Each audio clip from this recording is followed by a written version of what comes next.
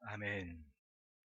오늘은 본문을 통해서 따라합시다. 야곱의 기업으로 기르리라.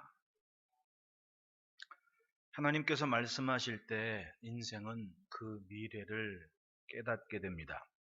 하나님의 음성을 듣는 순간 살아온 삶이 어떨지라도 그 말씀을 믿으면 하나님의 계획하신 그 길에 설 수 있게 되는 것입니다. 모두 그랬습니다. 말씀에 대한 반응이 곧 신앙이고 그것이 곧 생명이 됐습니다. 그것이 성경에 기록된 믿음의 조상들의 삶이었습니다. 우리는 항상 열린 가능성을 앞에 두고 있습니다. 믿음은 오직 한 길인데 그것을 택할 수도 또 그렇지 않을 수도 있습니다.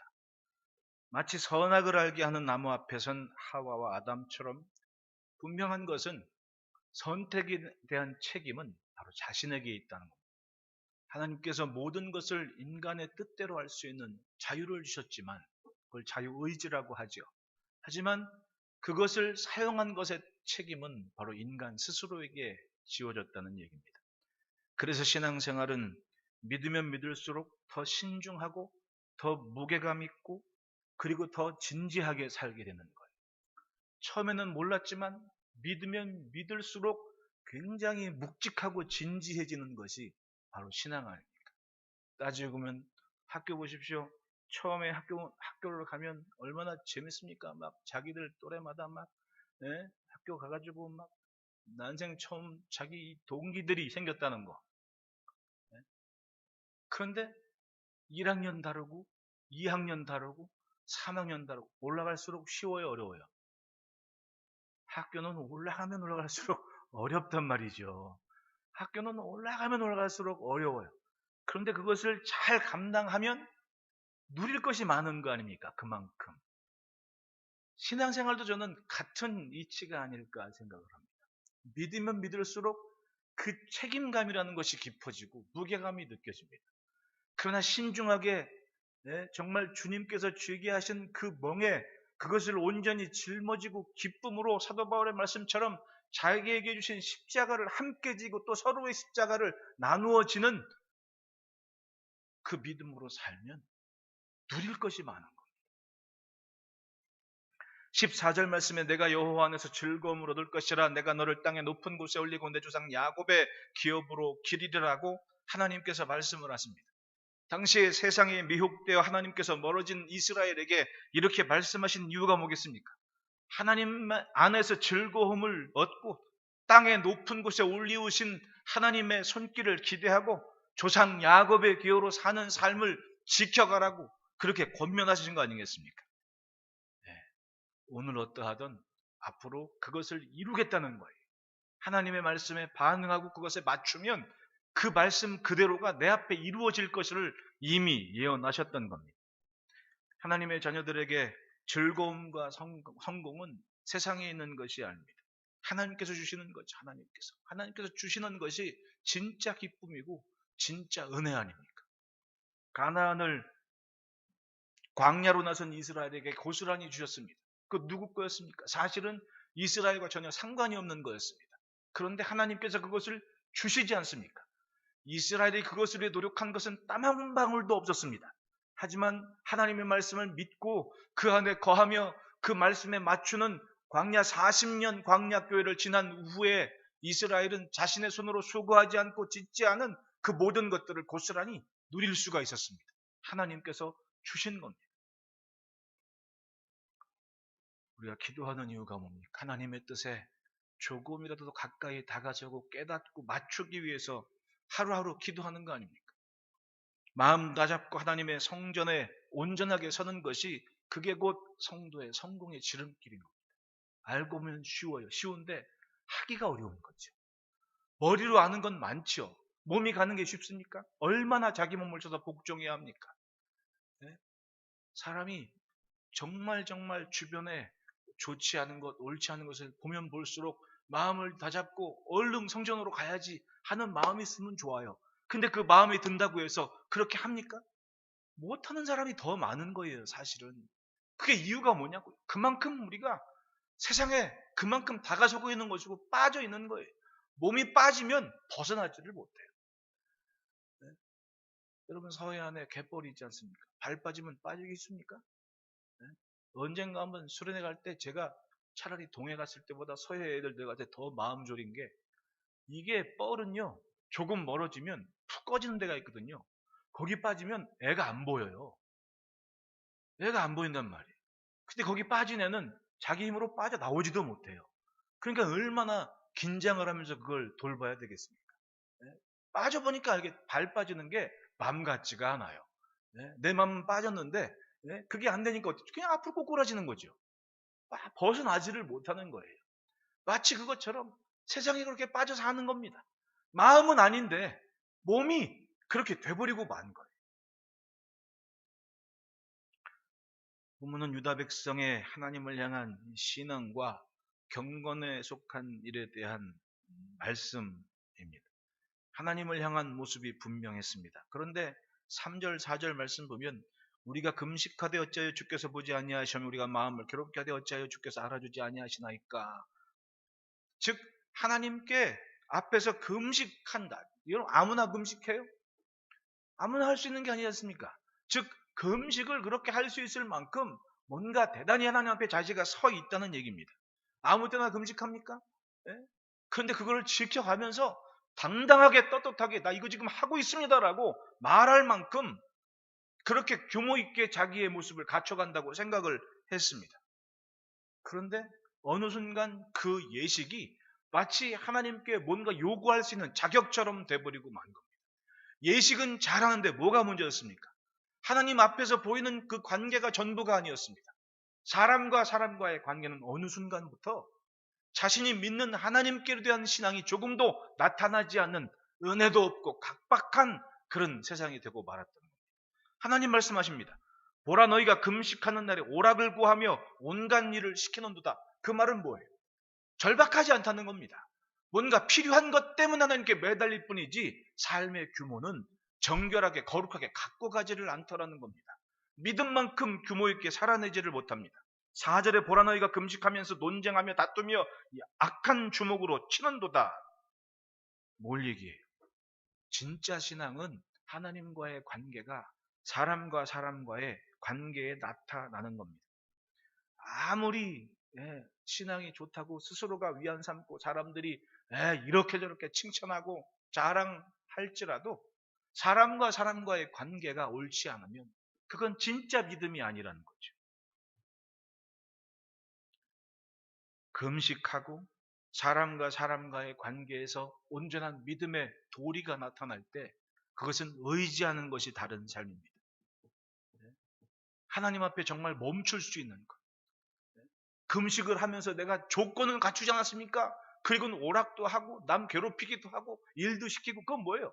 그냥 하나의 예식 중에 하나로 지킬 뿐이지 자기 삶은 조금도 변화가 없다는 거 아닙니까? 단지 금식만 하고 있을 뿐이지. 그런데 하나님은 모든 것을 멈추는 것을 얘기하죠. 뭡니까? 내가 의지하는 것 하나님밖에 없습니다. 올스톱이 되는 겁니다. 그리고 진짜 하나님 앞에 의지가 하나님뿐이 없음을 고백하고 지켜내는 삶. 하나님 앞에 완전히 멈출 수 있는 게 신앙이고 신뢰인 거예요. 다윗 보십시오. 정말 하나님 앞에 멈출 줄 아는 용기를 갖지 않습니까? 가장 절박한 시간을 들자면 아마도 사람이 모든 것을 누리는 자리에서 내려오게 될 때 그 사람의 본성이 나타나잖아요. 네? 예루살렘의 왕이었습니다. 근데 아들 압살롬이 쳐들어옵니다. 왕자리 뺏으려고. 왕이 됐습니다. 아들이 헤브론에서. 그거 어떡합니까? 머리를 풀어헤치고 감람산 계곡으로 도망을 가는 겁니다. 그러기가 쉽습니까? 자기 군사들에게 방백들에게 얘기합니다. 내 주변에 아무도 없구나. 예? 이방인이지만 자기의 용병으로 자기 곁에 왔던 이때에게 얘기합니다. 너도 너희 곳으로 가라. 나는 하나님께 벌 받는지도 모른다. 시므이가 막 조롱을 하고 돌을 던지는데 저놈을 죽여버릴까요? 라고 해도 다윗은 냅둬라. 저거 하나님께서 시킨 줄 누가 알겠느냐. 즉 그대로 수용하고 인정하지 않습니까? 그건 뭐예요? 하나님 앞에 완전히 멈춘 겁니다. 내게 있는 이 일이 하나님께로부터 온 줄 누가 알겠느냐. 그리고 완전히 손들고 멈춰버리는 겁니다. 그리고 왕이 아닌 자리로 처절하게 물러나는, 머리를 풀어헤치고 죄인된 모습으로 그렇게 물러가는 다윗을 보십시오. 멈출 줄 알았습니다. 아무리 많은 것을 누리고 있다 할지라도 멈출 줄 알았습니다. 그건 뭐예요? 여전히 하나님을 신뢰한다는 믿음의 고백이죠. 우리는 이 알량한 자존심 때문에 혹은 내가 그나마 누린 무엇 때문에 그 멈춰야 될 시간을 외면할 때가 많습니다. 그리고 나를 드러내고 나를 내세우고 내가 뭔가 할 수 있고 내가 누군데라는 이 자기 그걸 넘어서지를 못하는 거예요. 이사야 선지 당시 이스라엘의 금식은 마치 멸망에 앞서 위급한 상황에서의 거래와도 같았습니다. 우리가 금식하되 어찌하여 주께서 보지 아니하시며 우리가 마음을 괴롭게 하되 어찌하여 주께서 알아주지 아니하시나이까? 즉 마치 법조문에 있는 조건 하나를 딱 두고 나 이거 지금 하고 있지 않습니까? 왜 날 몰라주십니까? 그런데 하나님 그때 물으시죠. 진짜냐? 너 근데 오락도 하고 즉 즐거운 삶고 네 집안 식구들은 일하고 있고 진짜냐? 이렇게 되묻는 장면 아닙니까? 헌신의 소리가 아니라 나 이만큼 이것도 하는데 왜 가만히 계십니까? 이렇게 묻고 있는 거예요. 여러분, 하나님의 은혜는 조건이나 예식이 아니라 신뢰하는 삶에 있습니다. 하나님을 믿는 그 모습 때문에 하나님께서 주고 싶은 그것이 은혜라는 거예요. 뭘 갖췄기 때문에 주는 것이 아니라 하나님 의지하는 그 모습 때문에 주고 싶어서 주는 그것이 은혜예요. 그러므로 여러분 따라합시다. 하나님 앞에 죽은 자가 되자. 우리가 금식할 때 어찌하여 주께서 보지 아니하시오며 우리가 마음을 괴롭게 되 어찌하여 주께서 알아주지 아니하시나이까. 5절 말씀 이것이 어찌 내가 기뻐하는 금식이 됐으며 이것이 어찌 사람이 자기의 마음을 괴롭게 하는 날이 되겠느냐. 그의 머리를 갈대같이 숙이고 굵은 배와 죄를 펴는 것을 어찌 금식이라 하겠으며 여호와께 연락될 날이라 하겠느냐. 하나님은 이스라엘의 금식이 외식적인 거래에 불과하다는 것을 아셨습니다. 중심은 없고 삶은 없고 그저 예식 하나에 머물고 마는 하나님 앞에서 정말 불쌍한 모습으로 자기를 낮추는 그것이 금식의 전부는 아니었다는 거예요. 여러분, 배고픈 고통이 금식이 아닙니다. 하나님만을 향한 중심을 세워가는 것이 진짜 금식이라는 거예요. 그 시간만큼은 난 정말 하나님밖에 없음이라는 중심을 찾아가는 거예요. 이렇게 가끔 금식을 하다 보면 생각이 맑아질 때가 있어요. 그걸 뭐라고 표현하겠습니까? 맑아진다고 표현하는 거 말고 다른 표현을 찾지를 못했습니다. 그게 왜 그러냐면 다른 모든 생각들이 떠나가는 겁니다. 내가 무엇 때문에 살아왔고 무엇 때문에 사는지 답이 분명해지니까 정신이 맑아지는 거예요. 그리고는 고백하죠. 하나님밖에 없습니다. 하나님이 전부입니다. 그게 금식의 모습 아닙니까? 금식하고 배옷 입고 그렇지만 오락을 하고 싸우기도 하고 즉 생각과 몸은 그냥 고스란히 세상에 있는 겁니다. 하나님 앞에 죽은 자처럼 되었다는 고백을 하면서도 실질적으로 돌아서면 욕심 부릴 것 다 부리고 누릴 것 다 누리는 금식은 에너지가 바뀌는 시간, 원동력이 바뀌는 것, 공급받는 선을 분명히 하는 것. 세상의 때 모든 에너지에서 끊기고 성령으로 하나님을 향한 믿음으로 하나님의 공급하시는 것으로만 살겠노라는 고백이 있는 그 시간이 진짜 금식의 모습입니다. 솔직히 믿음으로 산다 하지만 얼마나 제멋대로 있는 것이 많습니까? 주변 돌아가는 이야기들이나 보면 그러니까 사람 사귀는 것도 두렵고 이런저런 거에 엮이는 것도 두렵고 왜? 보기에는 엄청 훌륭한 종교인 같은데 성경에서 얘기하는 건 좀 먼 사람들이 참 많더라고요. 살다 보니.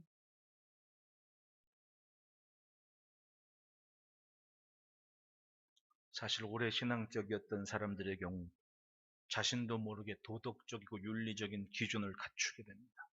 그래서 아는 게 많고 마치 분별력이 있는 것처럼 보여요. 욥기를 보십시오. 얼마나 똑똑한 친구들입니까? 그 사람들이 말하는 게 우리가 일반적인 상식에서 말하기에 조금도 틀린 것이 없습니다. 욥한테 얼마나 자기를 살펴보려고 책망을 하고 꾸짖습니까? 정말 도덕적으로 잣대가 분명한 사람들이었습니다. 윤리적으로 관계에서 흠잡을 수 없는 존경받는 그 시대의 어른들이었습니다. 하지만 하나님께서 지켜보시다가 뭘 합니까? 그 친구들 엄청 꾸지람을 하셨습니다. 왜 맞는 말을 했는데 꾸짖으셨을까요? 분명히 윤리적으로나 도덕적으로 탁월한 이야기였는데 왜 하나님은 그걸 탐탁지 못하게 여기셨냔 말이에요. 정말 입에 맞는 소리를 잘했지만 욥은 또 어떻습니까? 억울합니다. 그런 소리 듣고 있기가. 그러니 얼마나 하나님께 투덜대기도 했습니다. 나를 내가 저주하고 싶다고. 차라리 그날이 없었으면 그 말은 욥도 할 말 당하면서 그렇게 산 거예요. 그러니까 친구 셋하고 욥하고 엄청 자기들끼리 신앙 논쟁이라도 지금 그렇게 누가 더 옳은지 한번 말해봐라 하면서 싸워가는 장면이 욥기 37편까지 기록된 얘기예요. 그렇게 주거니 받거니 이런 말 그렇게 채워갔던 게 욥기예요. 그런데 그 논쟁이나 상황을 한꺼번에 정리하시는 하나님의 음성 속에 하나님께서 정말 보시는 것이 있었습니다. 뭐냐면 욥기 38편 4절부터 6절 말씀 보십시오. 내가 땅에 기초를 놓을 때에 내가 어디 있었느냐? 내가 깨달아 알았거든 말할지니라. 누가 그것의 도량법을 정하였는지 누가 그것에 위에 띄웠는지 네가 아느냐? 그것의 주추는 무엇 위에 세웠으며 그 모퉁이 돌을 누가 놓았느냐? 허리띠 졸라매고 한번 단단히 얘기해봐라. 그런데 욥이 그 말을 듣고 할 말이 없지 않습니까? 그러니까 뭘 해요? 회개를 하죠. 못 좀 알았다고 떠들었는데 내가 입 닫고 고개 숙이고 하나님 앞에 할 말이 없습니다. 그건 뭐예요? 사람은요, 자기가 배운 것, 경험한 게 전부인 줄 알고 살아요. 그것 갖고 남을 판단하고 비판하기도 합니다. 그런데 솔직히 보십시오. 그게 과연 그만큼 가치 있는 겁니까? 여기서는 맞는데 저기는 틀린 게 있지 않습니까? 많다고 신나게 얘기하지만은 정작 아닌 것도 많지 않습니까? 제가 이 대선이 지나면서 교양에서 특별히 끝났으니까 말하지만은 진짜 대한민국 국민이 원하는 지도자장을 찾았어요. 어떤 분이 그런 얘기하더라. 우리나라 국민은 대통령을 하는데 세 가지 역사에 뛰어난 인물들 생각한대. 세종대왕, 이순신 장군, 장보고를 생각한대. 그 세 사람이 한 몸에 다 들어가 있어야지 진짜 대통령감이라고 얘기를 하는데. 그리고 어떻게 그만한 눈에 들려고 할 말 못할 말 다 하는데 그것 가지고 안 되니까 뭐예요? 이제 욕도 해야 됩니다. 그러니까 그거를 한 보름 남짓 지켜보던 사람들은 이놈도 나쁜 놈이고 저놈도 나쁜 놈이에요. 어디 존경만 할 만한 사람이 없는 겁니다. 그러다 뽑자고 딱 되면 좀 덜 나쁜 놈이 누구지? 그렇게 찍을 수밖에 없는 환경이 돼버린 거예요, 우리나라가. 이게 얼마나 가슴 아픈 일이냐고요. 그걸 보는 애들은 그러니까 대통령이 딱 돼도 따라주기 싫은 거야. 안 찍은 사람은. 드립다 욕하고 여전히 막 그런 게 끊이질 않나. 이게 우리나라 선거의 문제점인 거예요. 이게 선거의 문제점이에요. 차라리 아직 그냥 그 분야에서 정말 저 밑에 통에 꼼꼼히 진짜 밟고 올라간 사람들이 그 공을 인정받아서 뭐 리더가 돼 이러면 모를까. 이대로 가다가는 바뀌질 않습니다. 절대로. 두고 보십시오. 그리고 누가 대통령이 되던 그 사람들이 공약 내세운 대로 다 할 수 있을 것 같아요? 할 수 있는 것과 할 수 없는 것이 있는데 그걸 분별을 할 수 있게 해줘야 될 거 아니에요. 근데 국민들은 수준이 어떻게 됐냐? 무조건 한다 그랬으니까 해! 이렇게 돼버리는 거예요. 왜 안 되고 언제까지 돼야 되고 이런 계산이 있어야 될 거 아닙니까? 근데 아예 생각할 여력도 주지를 않아요. 그러니까 나라가 시끄러울 수밖에 없는 거예요. 물론 나아지겠죠. 왜? 우리가 민주주의 된 거 70년도 안 됐습니다. 70년 겨우 넘어갔어요. 자유민주주의의 토대 위에 세워진 것은 70년 채 넘어갔습니다. 그러면 한창 지금 가고 있는 중이에요. 때문에 뭔가 문제가 있겠죠. 그러니까 똑똑한 사람들이 정치할 수 있어야 돼요. 네? 클린턴이 얘기한 것처럼 클린턴이 그 어떤 대학 강연에서 그랬잖아요. 네? 막 이런 말 저런 말 막 하니까 네가 정말 똑똑하다면 너 정치해야 된다. 그래야 나라가 개선될 것 개선되고 바뀔 것 바뀌지 않아요. 솔직히 우리나라 엄마 아빠들이 애들 키우면서 너 커서 훌륭한 정치인이 되면 좋겠다라고 기대감 갖는 사람이 누구 있어요? 솔직히 너 커서 돈 많이 벌어서 출세하고 성공하면 좋겠다. 그게 일차적인 목적 아니에요? 그게 솔직한 말로 국민의 수준이에요. 아직 국민의 수준. 우리가 좀 더 수준이 높아지면 이제 어려서부터 훌륭한 정치인이 되도록 비전도 심어주고 책도 읽히고 옛날처럼 위인 정기전집도 좀 탐독하게 하고 야 이런 사람이 있구나 좀 존경하고 싶은 사람들을 그려주고. 그런데 최근 들어 대통령 종공했다는 사람이 없잖아요. 그게 솔직하게 다 자기 나름대로의 기준과 잣대를 갖고 삽니다. 아마도 욥의 친구들이나 욥이나 다 그 수준이었던 거예요. 대단히 잘 믿어왔고 정결해왔고 막 떠드는데 보다 하나님께서 직접 개입하셔서 한 말씀 하시는 겁니다. 너 내가 땅의 기초를 만들 때 뭐 했었어? 너 그거 알기나 하냐? 이렇게 물으시는 거예요. 너 내가 물의 경계를 정할 때 너 뭐 했냐? 있기나 했니? 이걸 말씀하시는 거예요. 딱 그 말을 듣는데 욥이 아 그렇구나. 내가 엄청나게 대단한 줄 알았는데 나 또한 하나님께서 지으신 창조의 세계 안에 있는 한 존재였구나. 그리고 회개하는 거 아닙니까? 아버지 잘못했습니다. 그리고 자기 친구들을 위해서 회개 제사를 드릴 때 하나님께서 그것을 용서해 주시면서 훗날에 하나님께서 욥이 잃었던 모든 것을 몇 배나 채워주시는 은혜로 갚아주시는 이야기가 욥기의 이야기예요. 사람들이 누구나 제 잘날 만에 삽니다. 다 누구나 예수를 믿든 안 믿든 자기가 최고인 줄 알고 살아요. 자신마저 하나님이 있게 하신 그 한 존재라는 것을 인정하지를 못해요. 살다 보면 나는 아무것도 아닙니다 라는 말하기가 어려워요. 엄마 아빠가 애 잘못됐을 때 막 호되게 꾸지람할 때 애들이 얼른 잘못됐습니다 하면 얼마나 좋겠어요. 꼴에 자존심이 있어가지고 그걸 안 하려고 꽁 참고 지 혼자 울어 터치고 막 그러다 매는 더 맞고 가면 신앙생활도 그렇게 하는 사람들이 있다니까요. 욥은 욥기 40편 1절로 4절 보십시오. 여호와께서 또 욥에게 일러 말씀하시되 트집 잡는 자가 전능자와 다투겠느냐 하나님을 탓하는 자는 대답할지니라. 그 말은 뭐예요? 욥이 이제껏 37장까지 친구들하고 이 말 저 말 들으면서 한 얘기가 하나님과 다투고 트집을 잡고 원망을 하고 이게 하나님 때문이 아니냐 이런 말 하면서 지내왔던 거예요. 그러니까 그 말미를 잘 매듭지려면 38장하고 39장을 잘 읽어봐야죠. 하나님께서 신나게 말씀하시고 너 한번 답해봐라. 욥이 말씀을 듣고 얘기를 해요. 4절 욥기 40편 4절에 보소서 나는 비천하오니 무엇이라 주께 대답하리이까. 손으로 내 입을 가릴 뿐입니다. 내가 입이 있어도 할 말이 없습니다. 그것이 말씀을 들었을 때 깨달은 욥의 진심이었고 중심이었던 거예요. 나는 아무것도 아닙니다. 그래서 욥이 회개를 하기 시작하죠. 우리는 지금 겸손하기 힘든 세상을 삽니다.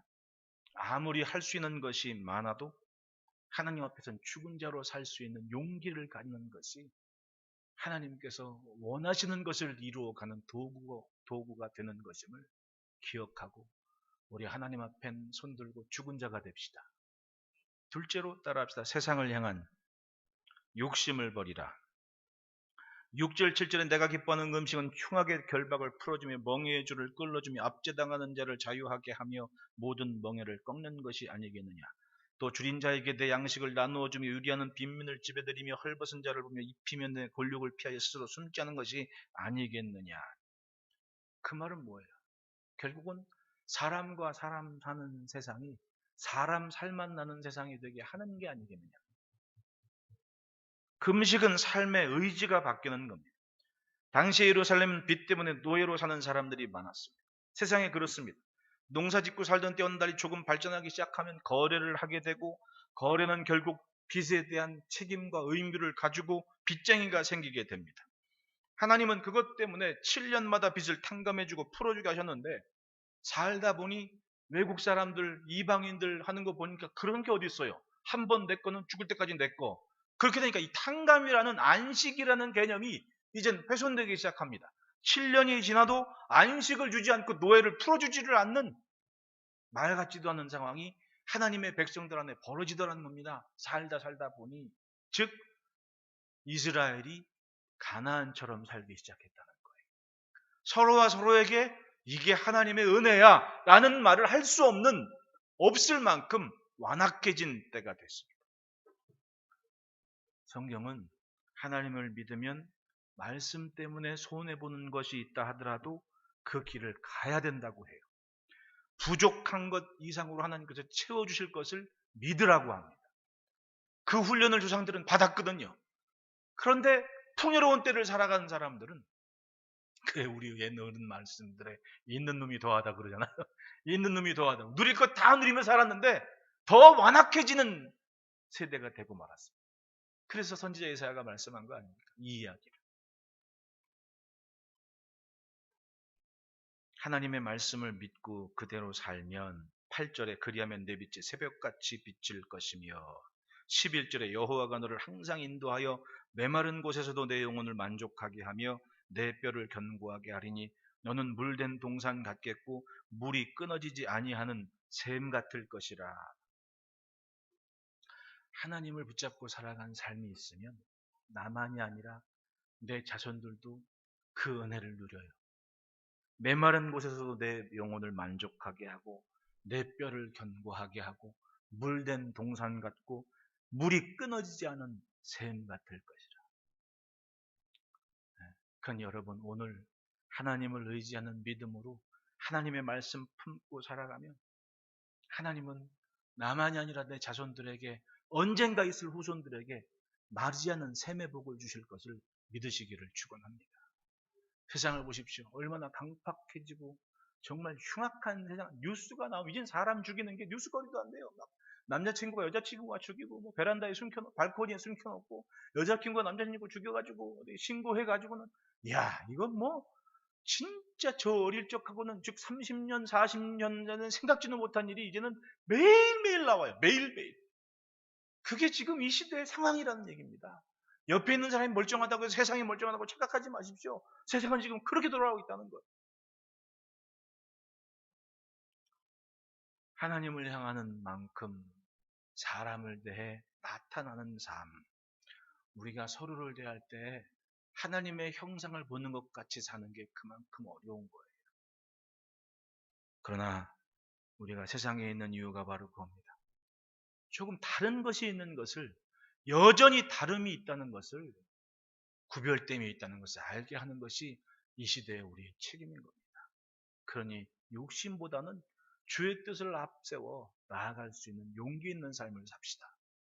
그리고 셋째로 따라합시다. 구별된 삶을 지키자. 13절에 만일 안식일에 내 발을 금하여 내 성일에 오락을 행하지 아니하고 안식일을 일컬어 즐거운 날이라 여호와의 성일을 존귀한 날이라 이를 존귀하게 여기고 내 길로 행하지 아니하며 내 오락을 구하지 아니하며 사사로운 말을 하지 아니하면이라고 얘기하죠.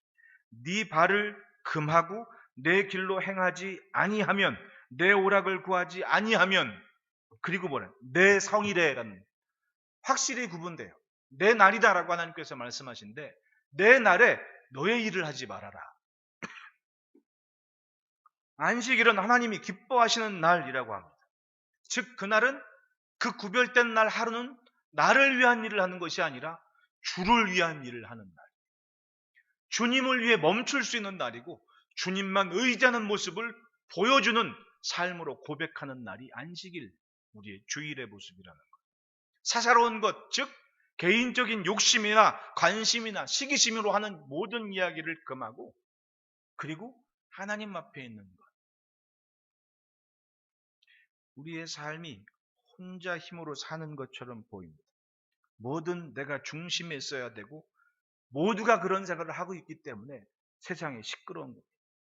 마치 소외됨, 그것이 아니면 소외된 것 같고 모자란 것 같고 버려진 것 같고 그래서 힘든 겁니다. 내가 최고여야 하고 남을 위해 박수치는 것에는 인색한 세상. 가령 제가 지난주도 얘기했지만 토론을 했으면 더 좋은 걸 찾아야 될 거 아니에요. 더 좋은 거를. 인정을 해야죠. 이건 내가 생각한 것도 좋은 거네. 그걸 찾아야죠. 그냥 자기들끼리 확 얘기하고 끝. 그럼 자기 거만 하겠다는 거예요. 아니 아무개 후보가 이런 얘기했는데 그건 내 생각 좋습니다. 왜 이런 얘기 못하는 거예요? 표 깎일까 봐? 그게 수준 아니에요 결국은. 우리는 지금 그런 때를 살고 있다니까. 언제 지나가야 좀 이게 좋아질 줄 모르겠지만은 아직은 그거예요. 그러니까 답답한 거예요. 하나님은 어디 계십니까? 바로 우리들 곁에 항상 계시는 주님 아닙니까? 그래서 예수님 오셨을 때 임마누엘이라 하라. 하나님 없이 살지 말고 하나님과 동행하며 삽시다.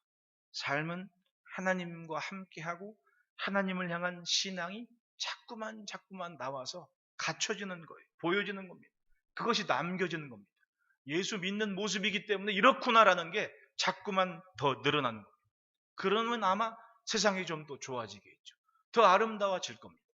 14절 보십시오. 내가 여호와 안에서 즐거움을 얻을 것이라 내가 너를 땅의 높은 곳에 올리고 내 조상 야곱의 기업으로 기르리라.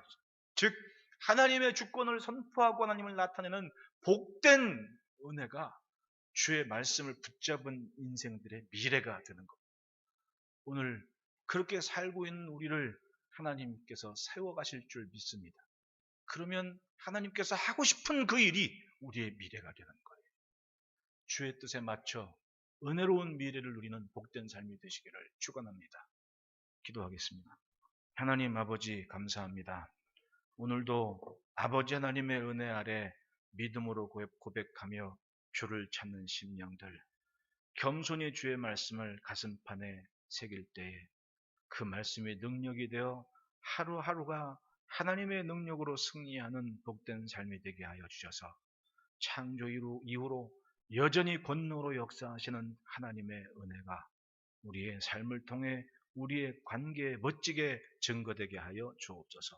예수님